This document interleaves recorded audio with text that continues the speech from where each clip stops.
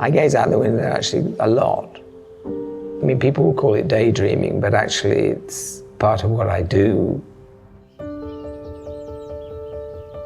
The story of this house is a long, winding road to get a place in the country that we could entice the children to come to.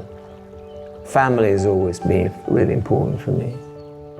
The reason I do produce these places, I mean, initially it was for myself. It's the way I wanted to live, and if there are less visual distractions, it makes for like a calmer space.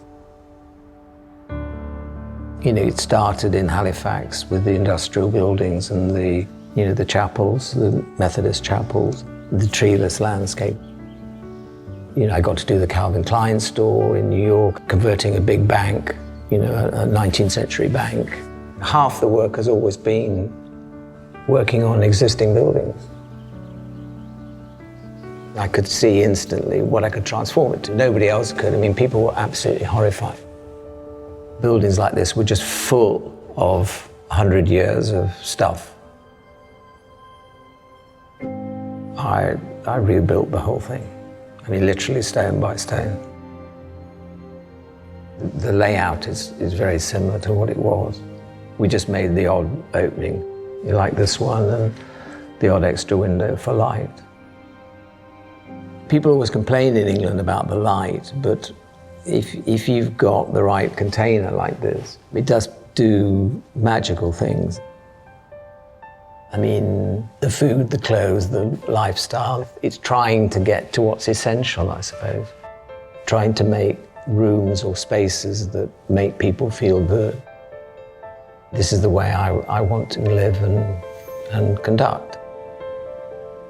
I mean, the windows, the fenestrations are raw stainless steel cut from single sheets, Swedish steel, which is the best. To have no joints at the corners. The white marble, which is very simple and is very plain, is from Lhasa in the Dolomites, produce a stone which has no markings in. But there's so much colour in my work from the natural materials, and also, you know, obviously the flowers that come in and out, you know, the rugs or throws. You know, all the different woods have huge variations in colour as well.